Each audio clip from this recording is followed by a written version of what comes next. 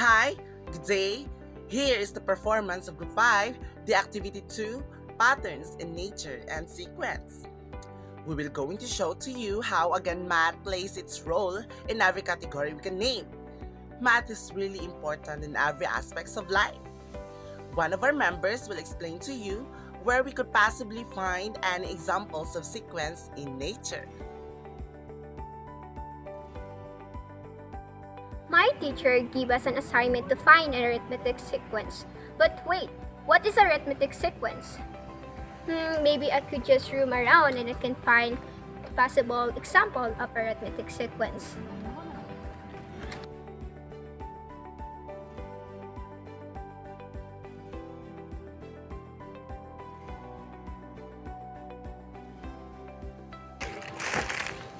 Chinese garter sounds interesting. Hey guys, can I join? Yeah, sure. It's your turn. Wait, when I play Chinese garter, we have to count them from 10 to 100. 10 to 100? Aha!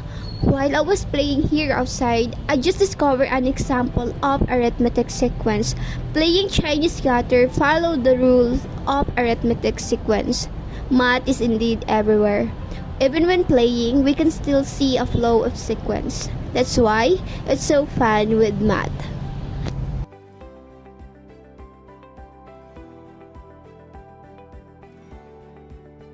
An arithmetic sequence is a set of numbers that follow a specific pattern.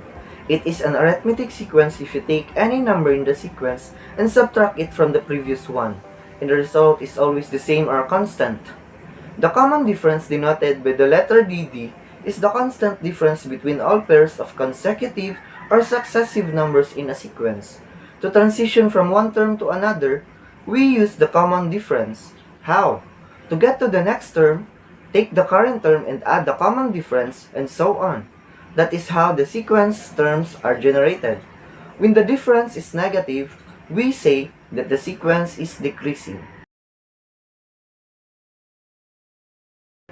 My teacher asked me to find an example of geometric sequence. Maybe if I can roam around, I can find anything that involves in geometric sequence. When you let the mass go, gravity pulls it down and the pendulum starts to swing. As it swings, it speeds up and gravity makes it accelerate. Because the string is holding it up, it swings in an arc. When I play swing, the distance traveled per swing decreases by 15% with each swing. If the pendulum initially traveled 10 inches, find the total traveled when the pendulum comes to a rest.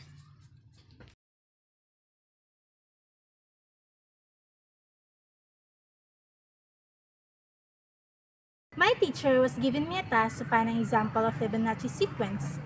Maybe if I roam around, I can find anything that involves Fibonacci sequence.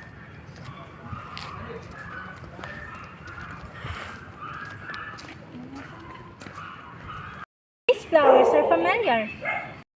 Maybe it can be one of The number example of petals Fibonacci in a sequence. flower follows the Fibonacci sequence every time.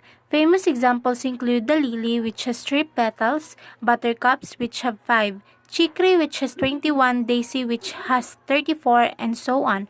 Phi appears in petals as a result of Darwinian packing. Each petal is placed at 0.618034 per turn out of a 360-degree circle, allowing for the best possible exposure to sunlight and other factors.